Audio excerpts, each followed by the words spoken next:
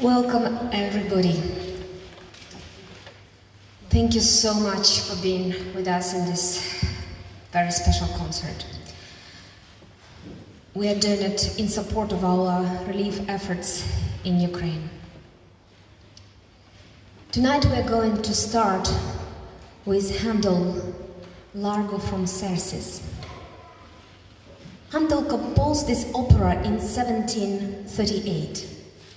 And it was a massive failure at first. It was cancelled only after 4 performances. This instrumental aria you're about to hear has become a big hit though. It is still very popular. Here the main character, Xerxes I of Persia, is singing about his admiration for the shade of a tree. We hope that the Ukrainian landscapes on the screen behind me will help you picture it. This piece will follow with a beautiful duo for violin and cello by Gliere. Gliere was born in Kiev in 1874, where he was raised by his Polish and German parents. His father had a little studio making brass instruments, but the young musician was more inclined towards the strings, finding himself violin tutors from early age. Gliere composed operas and ballets and taught as well. He was a teacher of Sergei Prokofiev, among others.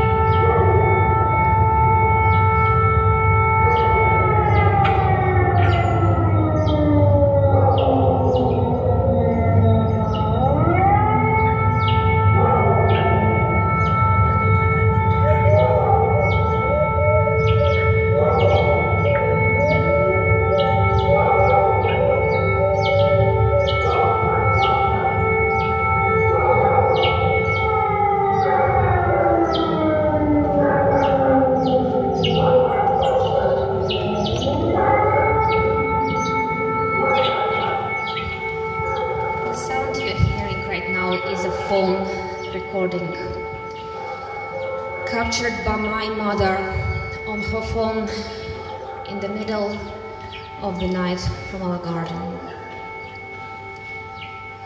Hearing the birds singing, I see the flowers and the trees that she's always taking care of. My whole family is in Ukraine right now.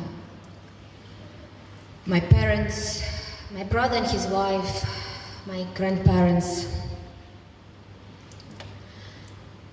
Everyone is in the eastern city of Dnipro, a home to 1 million people. Almost every night they are awakened by sirens or the sound of explosions. In theory, one is meant to go to a bomb shelter immediately. In practice, there is rarely one, and most people choose to stay in their homes. Some people choose to sleep in the corridors, away from their windows, as the shattered glass can be really dangerous. This is a picture from a friend of her bed in her flat in Dnipro. Despite the rockets, my city became a refuge for many people fleeing the active fighting. Being Ukrainian these days is equivalent to being a volunteer. Many people are involved in various support efforts, helping the internally displaced people,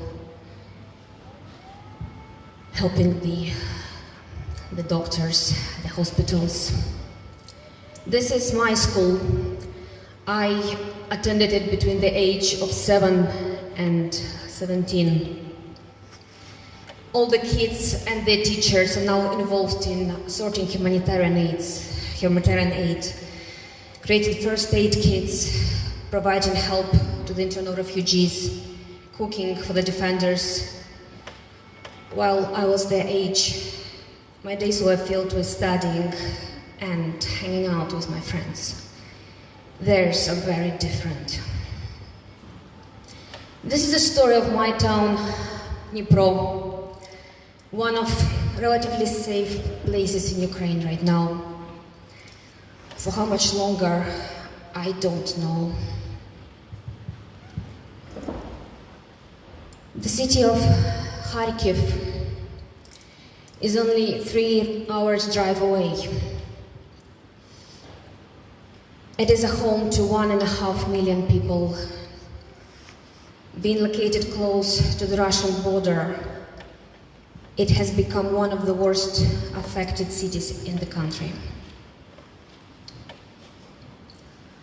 On Zoom with us today is Smirnova. She's a professional violinist from Kharkiv. She will perform a beautiful composition of a Ukrainian composer, Miroslav Skoryk, simply named Melody. Skoryk was born in the western Ukrainian city of Lviv in 1938, but grew up in Siberia, where his family was deported by the Soviets. He was only allowed to come back to Ukraine after the death of Stalin in 1953.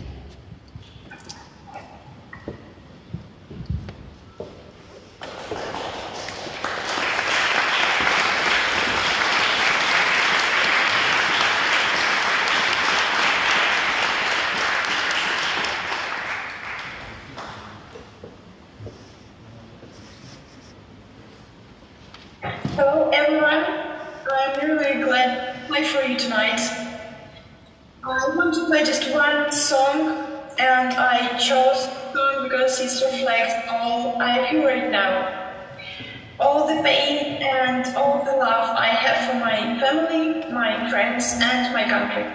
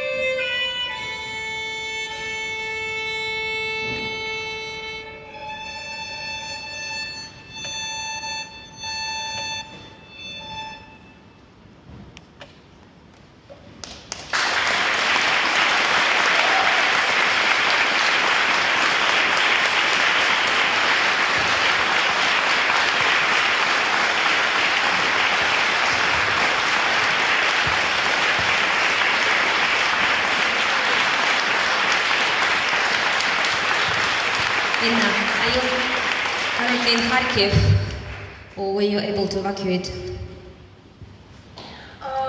Yes, well, I'm still in Kharkiv, and well, I was based in Kharkiv when it was all happened, so I'm still here. And what is your life like right now, if I may ask? Well, before I was playing all my concerts and teaching my students, and all was interrupted by, all of this. But right now I'm trying to continue to work. Even sometimes it could be really hard because of the air raids, and my lessons could be cancelled or in the very last moment, or interrupted in the middle. But I'm really glad to be back online with all my students, because I feel like I'm part of real regular life once again. So the air raid sirens, they actually interrupt your online violin lessons, right? And you have to stop. Yes, so air raids could be any time of the day or night, and it happens a lot. Yeah, so. And do you actually go to the bomb shelter? Do you have a shelter? Are you staying in your flat when the siren? Yes, I'm staying in my flat, and sometimes you go to the circles, but most of the time I'm staying in my flat. Because sometimes it's not really great to be in dangerous. So. Well, thank you for playing for us this absolutely amazing piece today. Thank you, Ina.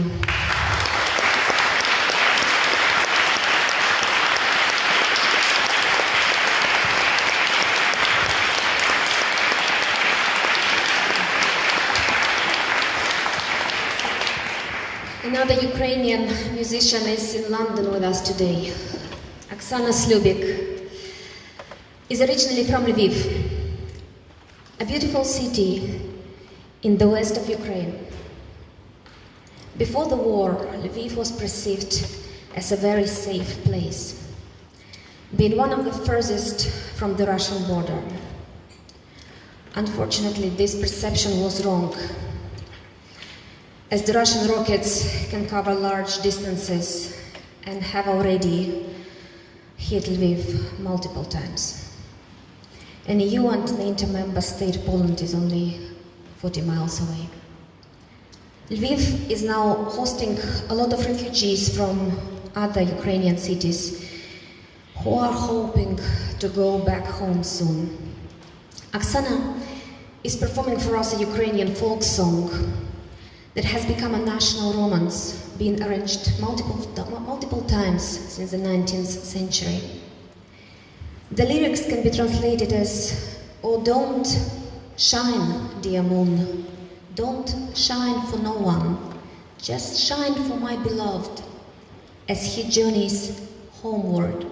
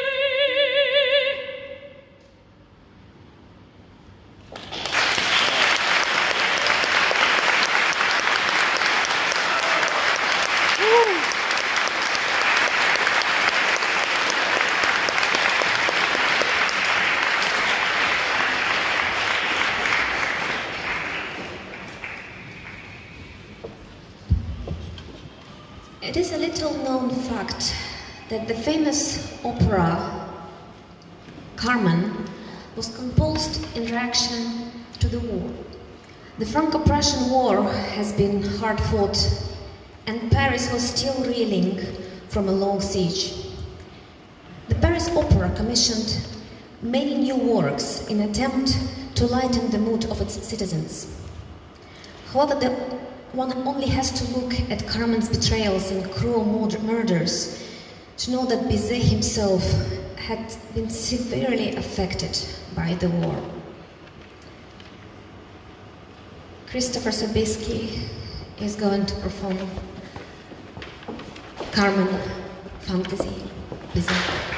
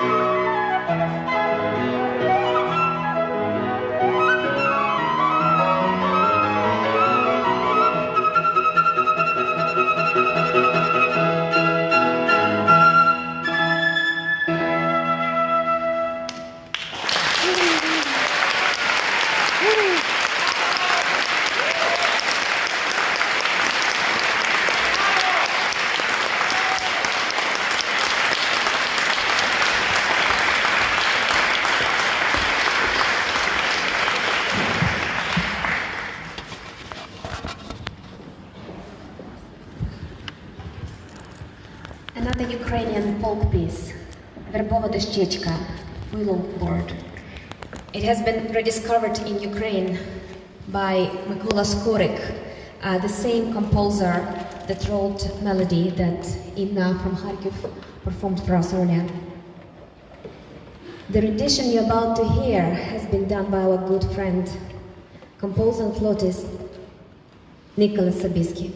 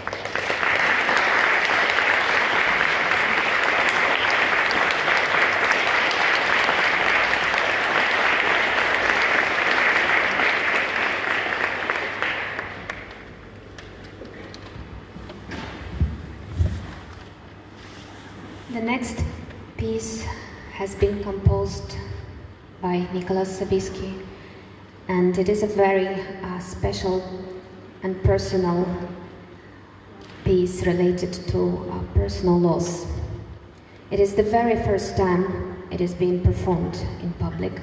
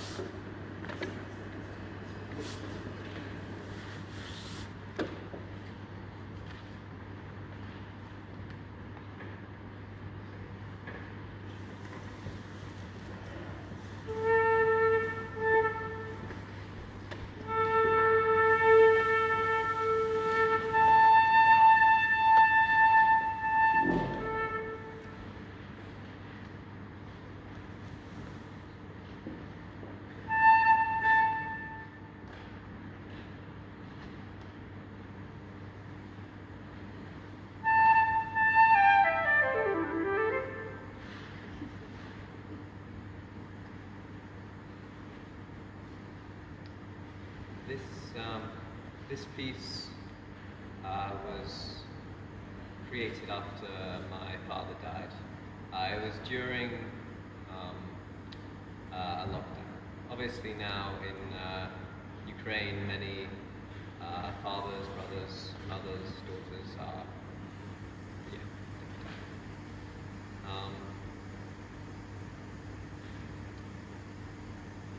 this piece was created during a lockdown. London is normally filled with noise at all times, but when this piece was created, it was like a ghost city. I went to the roof of my building and sat there. I couldn't hear anything. I could hear the wind whistling around me, and so I sat there and remembered.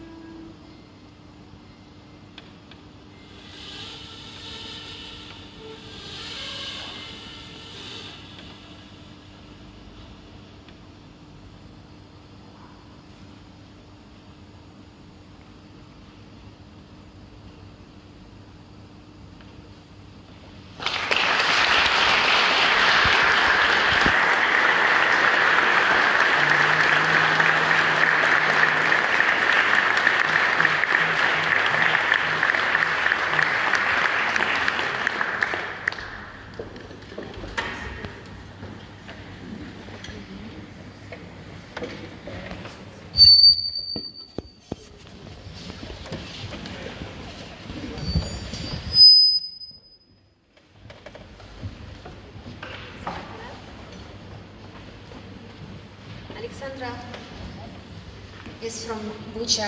She happened to visit her mom, who lives in London, early February, and it happened that the war started, and she didn't go back, and she's going to tell us a few words about what's happening. Sorry, I said Bucha, I'm really sorry, Irpin.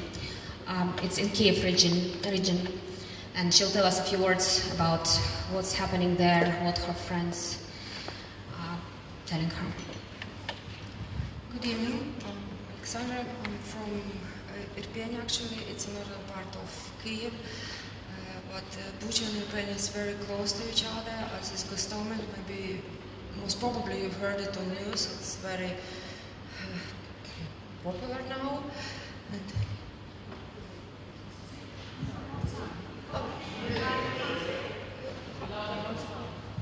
I can talk like this, you can hear me.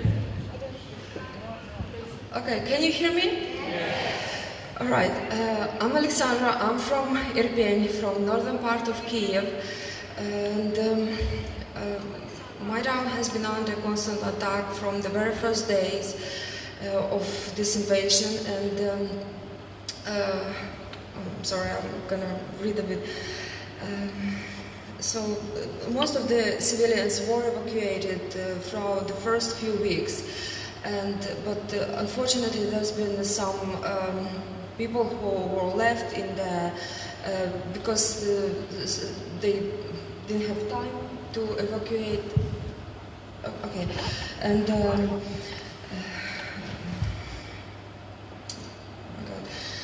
this is a really horrendous war, and now some of the cities has been freed, but still there is no chance to go back for other people because many bodies are mined, and many of our deminers work in our town in order to make the place safe, even because only a few days ago our town has been deoccupied. And there's still a lot of work to do there, and I just want to say that well, Ukraine is still in really in agony. Basically, the whole of Ukraine is still in agony, and just right now I just had a message that there is very difficult war attack thing in the Mariupol, and it's really crying out loud to the whole world, you know, just keep our Ukraine, I don't know, constantly in your hearts, in your prayers, and please do help how you can, when you can, and just remember our Ukraine in prayers and bring it all to God. And I really pray for this country as well, because please be really thankful and for the peace that you have. May God keep this peace here and just provide for all of you really fruitful lives. And I hope that, well, one day the war will end, and I know that we will celebrate it, but now it's just too hard. I'm sorry. Thank you so much.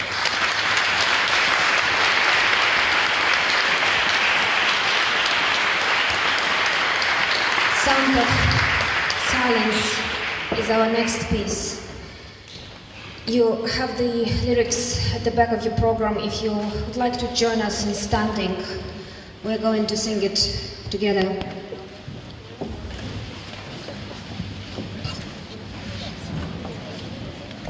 We also have the lyrics on the screen for those of you who can see it.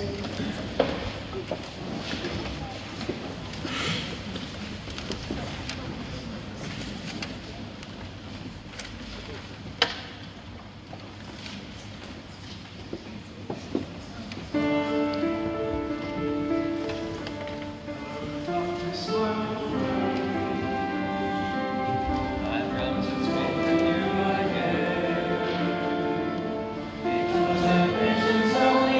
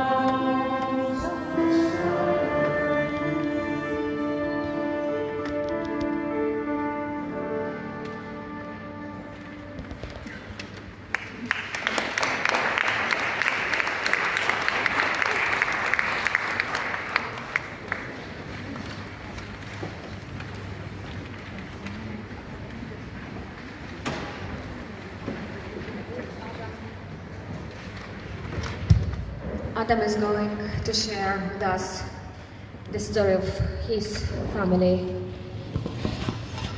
Adam's family, his partner's family, they're from Bucha. They're living in London, and we met in Suceava. We were volunteering with Petru, and that's how we met Adam and Lesia, who were also working on buying medical supplies for Ukraine there. And I'll let Adam and Lesia share the story of their family.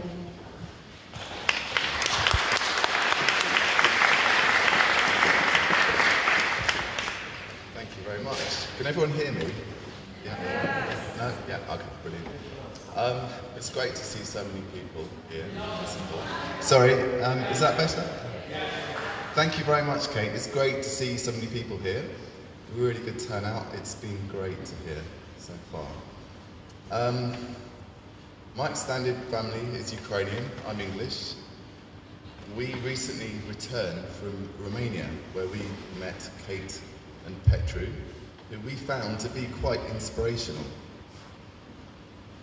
Lesia and her family are from Bucha. It's a town that had a local community, as well as a new young families and commuters travelling into Kiev for work. There were many playgrounds. It had quite a positive outlook for the future. We travelled to Suceava, and we waited in our hotel for news of Gliere and her nieces, Anya and Nastya, who are with us here. No one knew whether violence would affect this small town, and when it did, there was panic. People didn't know whether to leave or whether to stay.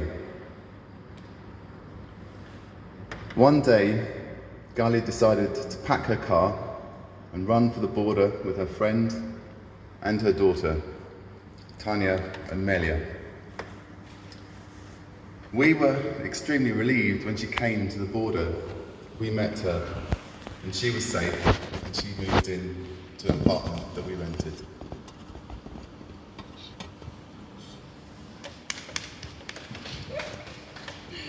Very good at public speaking.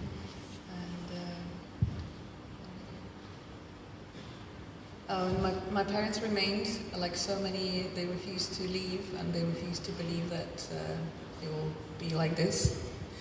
And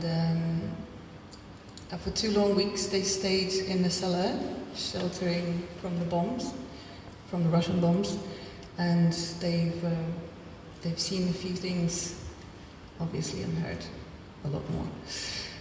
We didn't hear a lot from them for about 10 days, and then we didn't know if they were alive or dead. So me and my sister and my nieces were just waiting to hear from them. And then we heard a phone call from my dad, said they were okay, and then they called a few hours later and said they were actually leaving, and we were very, very relieved. And in about 48 hours, they crossed the border into Romania. We met them at the border. There was tears and joy, obviously. And they literally fled with 2 backpacks, 1 each. And they spent all the time in their clothes, which they crossed the border in the clothes that they spent for 10 days in the cellar. And that was very heartbreaking to see your family like that, in that state. Yes, and thank you everyone for coming. So, sorry guys. Sorry. I just got to end in.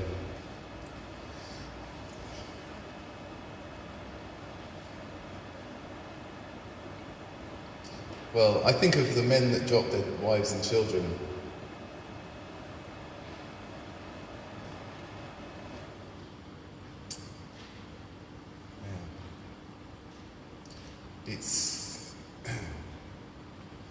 It's quite unimaginable to drop your wives and children off at the border and go back to fight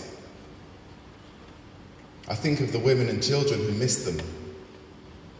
I think of the tragedies playing out all over Ukraine. I'm inspired by their bravery. We do what we can. Thank you very much. Thank you.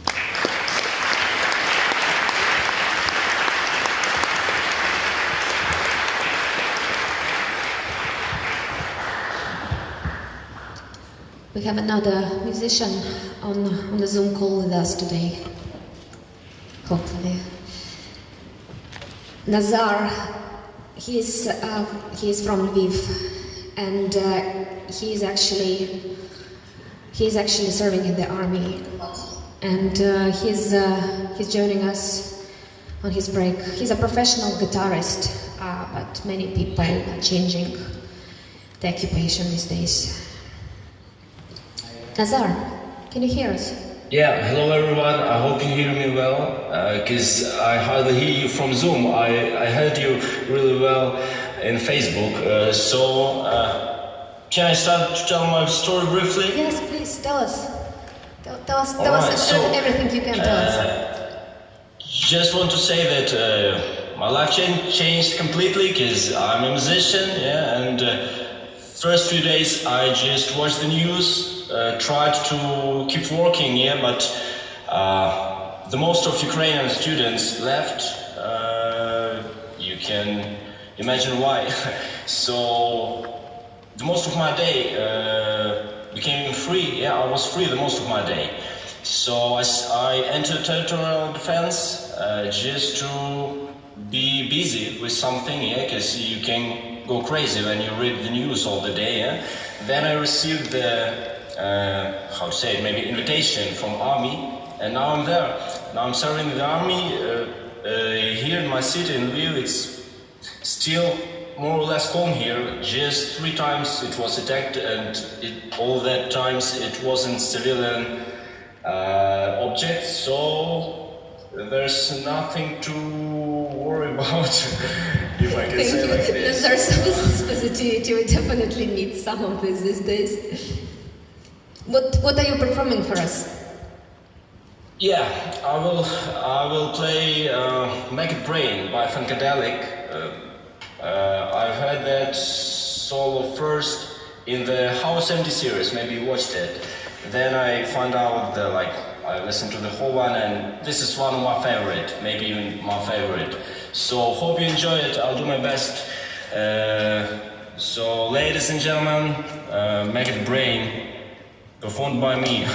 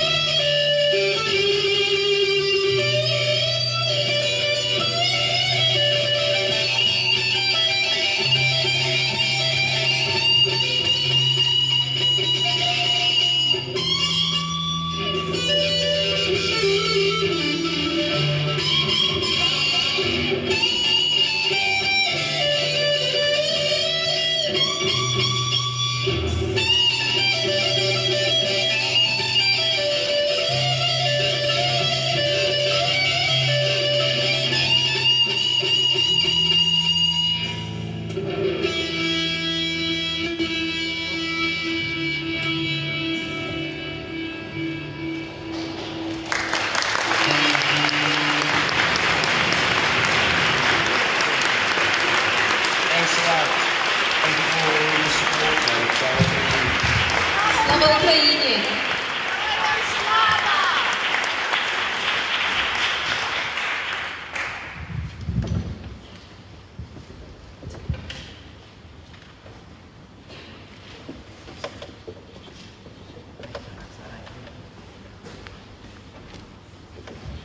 Thank you, Nazar. Thank you so much. We wanted to tell you a little bit about our work in the last few weeks. Hello everyone. Good evening so far? Yes. I'm glad you're happy. Thank you for coming. I cannot say that enough. We just want to share very briefly our story and to tell you a bit about what we have done and what we are going to continue to do to help Ukraine the best we can. So basically the day the war started, as soon as the news broke out, we bought tickets, so the next day, the second day, to fly to Suceava in northern Romania. We left our pets with our friends and just went there to the border to help with whatever we could. The first days we were offering our help to the refugees. Just like many other volunteers, we would bring supplies, water, food, hygiene products, SIM cards to the border as people enter Romania. And we've very quickly realized that the amount of help was, and still is, absolutely incredible. Chaotic at first, it became very organized a few days after. There were a lot of, and still are, a lot of private companies that are offering free rides, churches and other organizations offering free accommodation. People are handing out fruit and hot tea, and considering people are queuing for, well, the first week people were queuing for up to 16 hours when crossing by foot. That's very, very welcomed and very thoughtful. Ukraine will forever be grateful to Romania, Poland, Britain, and many other countries that are receiving Ukrainian refugees just like they would receive the members of their own family. I don't know how many of you can actually see the pictures. These are pretty much all of them taken by us. Most of the arrivals to Romania and Poland are women and children, as men, as you probably know, are not, men under 60 are not allowed to leave the country. In Romania, a lot of these arrivals are transiting to other countries, where they hope to meet their friends, their relatives, or just to simply establish a new life the best they can. Also, there's a lot of people that simply choose to stay in Romania as close to the border as possible, hoping for an opportunity to return with their families, their children, wherever they can, home as soon as the war is over. As people in Ukraine knew we were by the border, just after a couple of days after our arrival, we started receiving a lot of requests for help with medicines. The need for which has surged as the fighting began. Many hospitals were evacuated away from the hotspots, stretching the supplies. For example, Kharkiv maternity hospital was evacuated to Dnipro, and very quickly they ran out of oxytocin. It's a drug that's used to stop excessive bleeding at childbirth. Broken supply chains. Obviously, imagine transporting things in a huge country is a challenge normally. When there's bombs falling on you, it's even harder. Most of the fighting right now is happening in the east and the north of the country until very recently. getting things from Romania to these places was a big challenge. Most of the people once we got to Ukraine, most of the people in Ukraine were traveling at night in complete pitch black darkness to avoid being bombed, because if they see that you are transporting a lorry, anything like that, obviously you are a target. Right now, as you probably heard in the news, there's lots of fuel depots that are being targeted. So a massive problem right now, even if you have supplies to give at the border in Romania or in Ukraine, getting it to the other side of the country, 1,000 kilometers across, if there's no petrol, those supplies might as well not be there.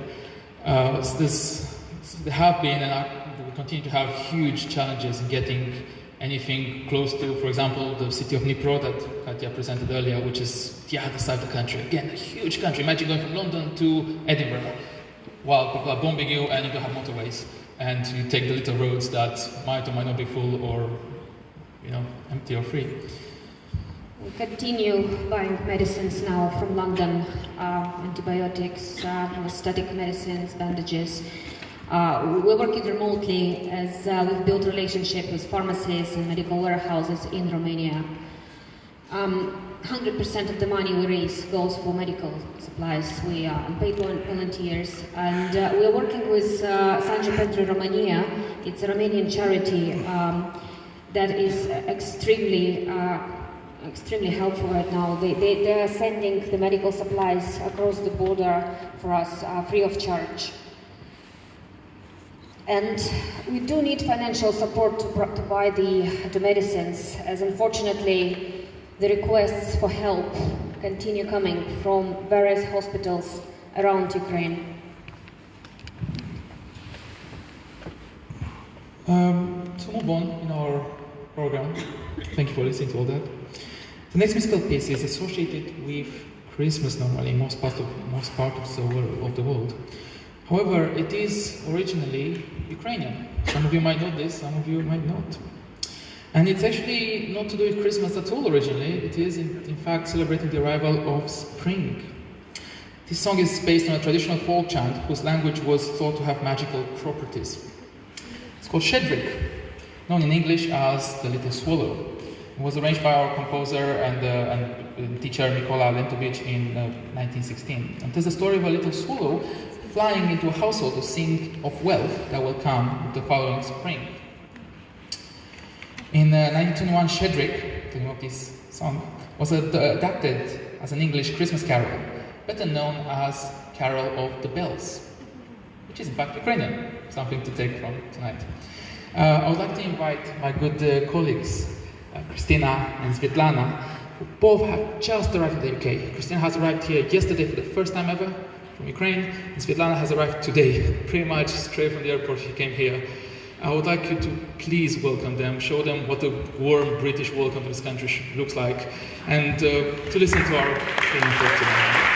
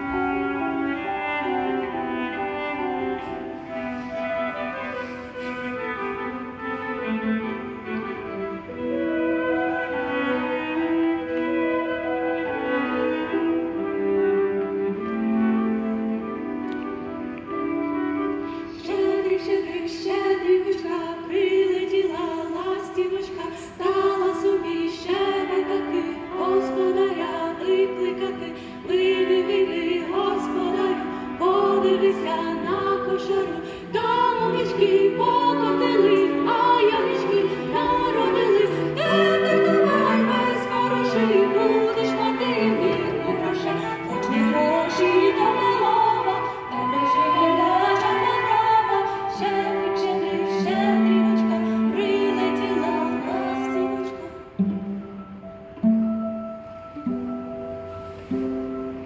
Щедрик, щедрик, щедрівочка, прилетіла ластівочка, стала собі щебетати, господаря викликати. Вийди, вийди, господарю, подивися на кошару, там овічки покотились, а ягнички народились. Тепер давай весь хороший, будеш мати мірку грошей, хоч не гроші, то голова, тебе жила чорна трава, щедрик, щедрик, щедрівочка, прилетіла ластівочка.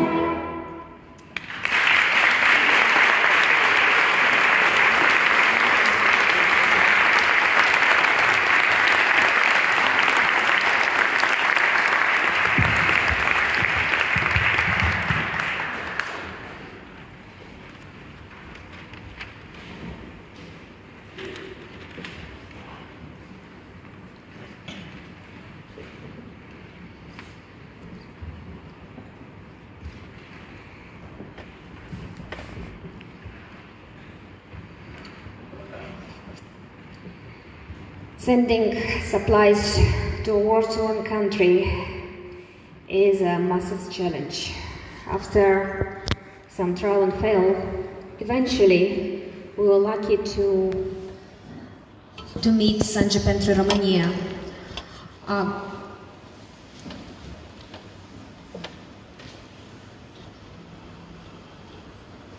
Sorry, slideshow issues.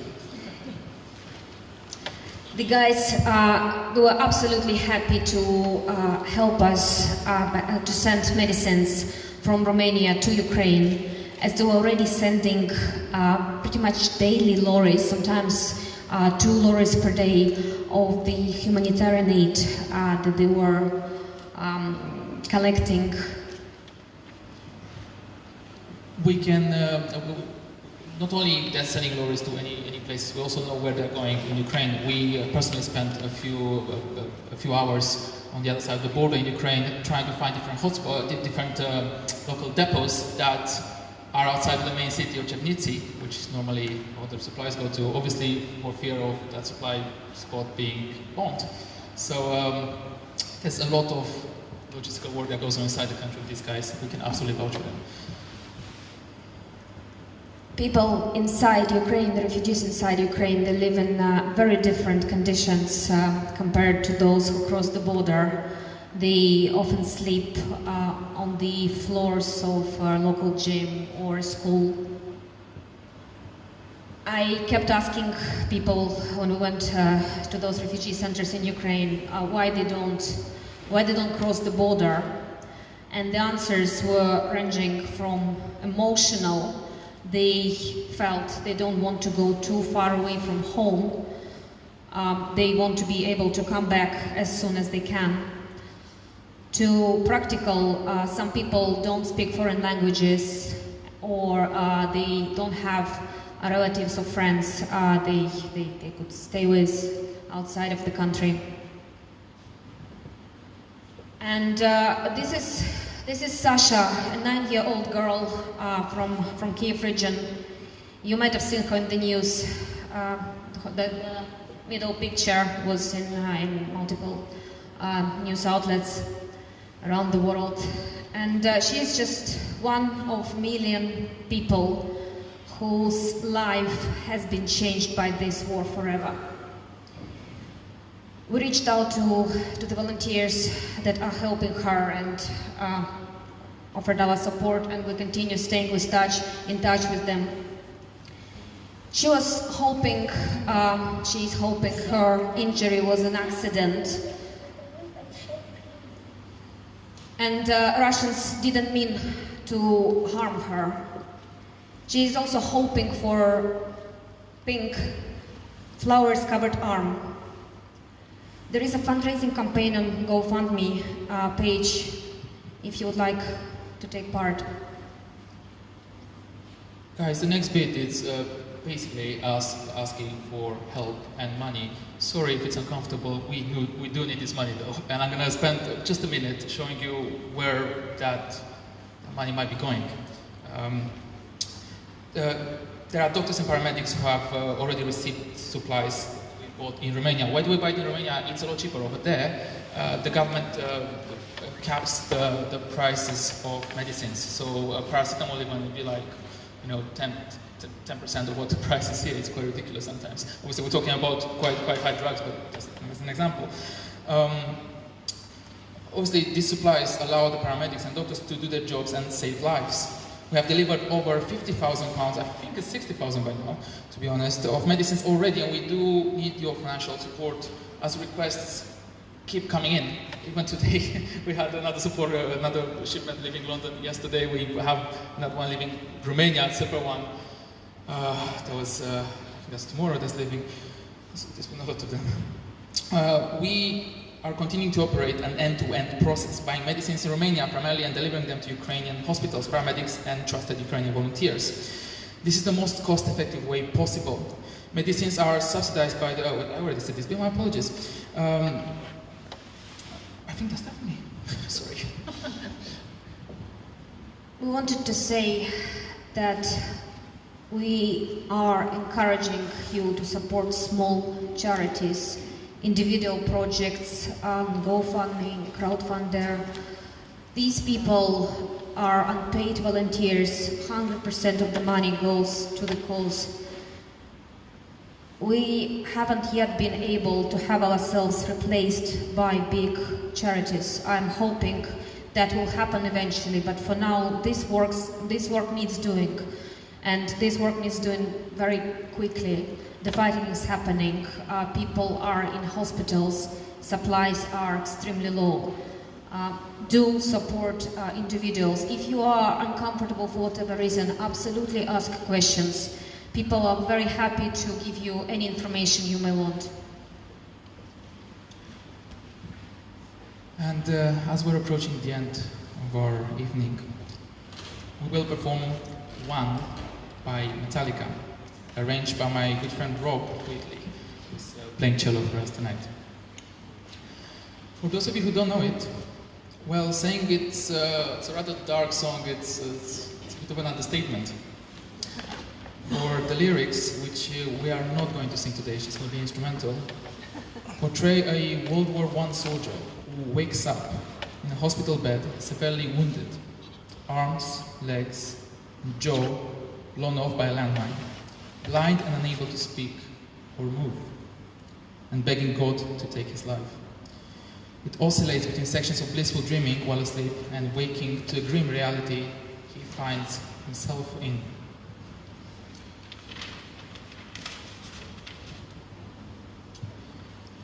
Hope you enjoy it. It goes as such. Thank you.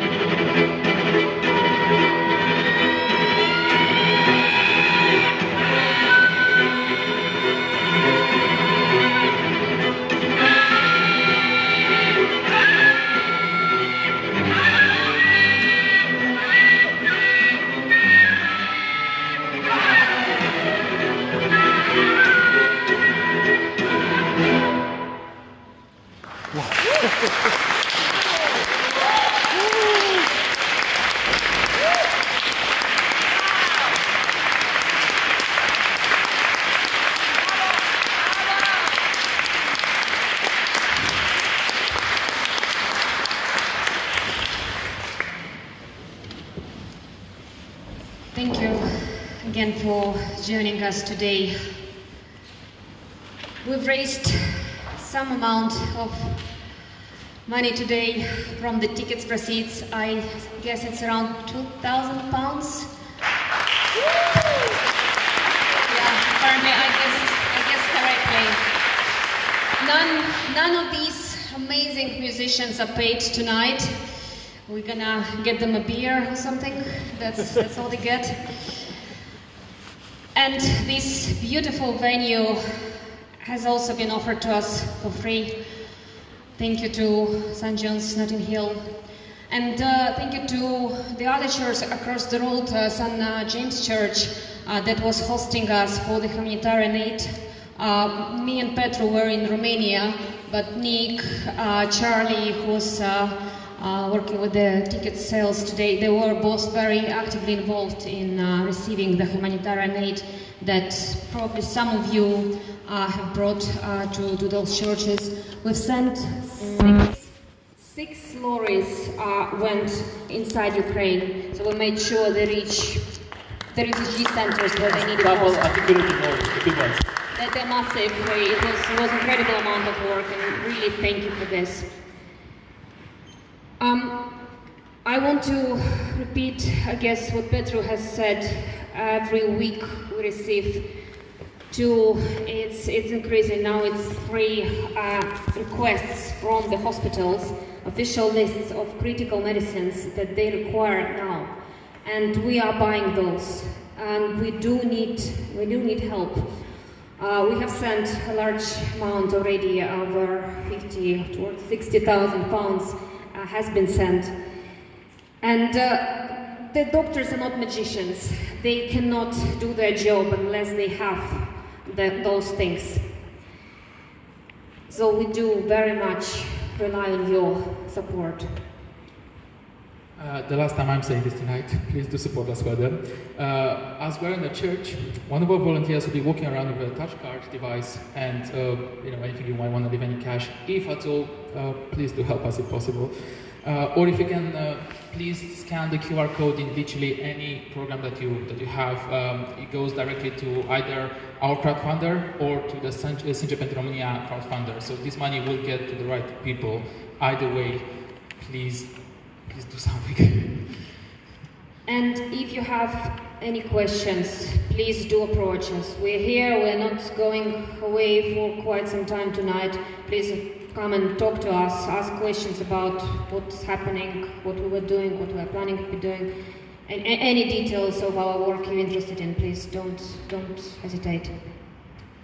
And for closing remarks, if I may, in its long history, the people of Ukraine have endured a lot. This war and its atrocities are another chapter in the storybook of a very hardened yet resilient people. I'm sure that peace will come, a good peace, that the Ukrainians have fought so hard for. In anticipation of that moment, we will sing a song written more than 150 years ago, but its cry, it's very relevant today. So please stand up one last time, if you can, and raise your voices singing with us. Hard times come again, no more. Thank you.